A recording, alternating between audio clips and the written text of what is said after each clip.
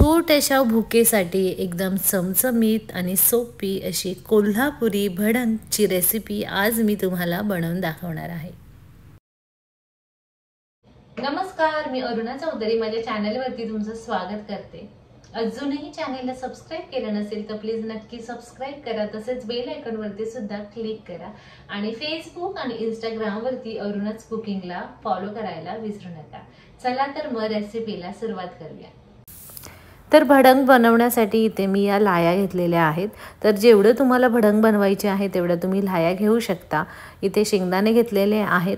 तर 1 चमचा कोल्हापुरी मसाला, 1 चमचा काश्मीरी लाल मिरची पावडर, पाव चमचा हळद, चवीप्रमाणे मीठ घेतलेले आहे, भरपूर कढीपत्ता घेतलेला आहे आणि 5-6 हे लसूण पाकळ्या आहेत ना ठेचून घेतलेले आहेत साल न काढता। तर इथे मी कढई गरम करून घेतलेली आहे। त्यामध्ये ना 3 चमचे मी तेल गरम करून घेणार आहे आणि यामध्ये शेंगदाणे जे आहेत मी तळून घेणार आहे।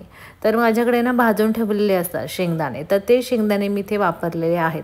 तुमच्याकडे कच्चे शेंगदाणे असतील ना ते सुद्धा चालतील आणि छान असे खमंग खरपूस असे हे तळून घ्यायचे आहेत। तुम्ही पाहू शकता कलर चेंज झालेला आहे। शेंगदाणे मी यातून काढून घेणार आहे तेलातून।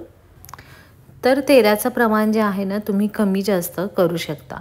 तर जे तेल होतं त्यातच मी कढीपत्ता आणि हा जो लसूण आहे तो परतून घेणार आहे। तर लसूण थोडासा लालसर झाला पाहिजे।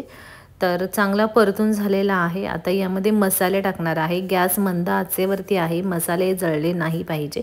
अगदी 1-2 सेकंदच फक्त तेलात परतून घेतलेला आहे मसाला आणि पटकन त्यामध्ये मी लाया टाकून घेणार आहे आणि सर्व जे आहे छान मिक्स करून घेणार आहे।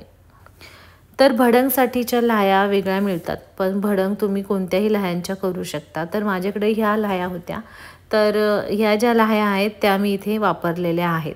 तसेच इथे मी जो कोल्हापुरी मसाला वापरला त्यामध्ये मीठ आहे, त्यामुळे जे मीठ घेतलेलं आहे ते थोडंसं मी कमी घेतलेलं आहे। तर हे अशा पद्धतीने छान व्यवस्थित मिक्स केलेलं आहे। तळलेले शेंगदाणे यामध्ये मी ॲड केलेले आहेत आणि पुन्हा एकदा चांगलं मी मिक्स करून घेतलेलं आहे। तर पूर्ण लायांना जे आहे ना छान मसाला लागलेला आहे। तर कधी ना आपल्याकडे भरपूर लाया असतात आणि त्या सांधळतात, म्हणजे अशा मऊ वगैरे पडतात ना, अशा वेळेस आहे ना तुम्ही ही भडंग करा। जेव्हा असं आपण परतून घेतो ना आपोआप त्या लाया अशा छान कुरकुरीत होतात। तर मस्त ही भडंग जी आहे ना मी बनवून घेतलेली आहे, तुम्ही पाहू शकता। आणि जो लसूण मी यामध्ये ठेचून टाकलेला आहे ना त्याचा स्वाद ना अप्रतिम येतो या भडंगला। तर भडंग मस्त तयार आहे आणि मी ती ताटामध्ये आता काढून घेणार आहे। तसेच ही चवीला पण तेवढीच अप्रतिम लागते। तर तुम्ही पाहू शकता मस्त भरपूर कढीपत्ता, शेंगदाणे, लसूण आणि खूप कमीत कमी साहित्यामध्ये मस्त ही अशी चमचमीत अशी झणझणीत मी भडंग बनवलेली आहे। तर मसाल्याचं प्रमाण तुम्ही कमी जास्त यामध्ये करू शकता।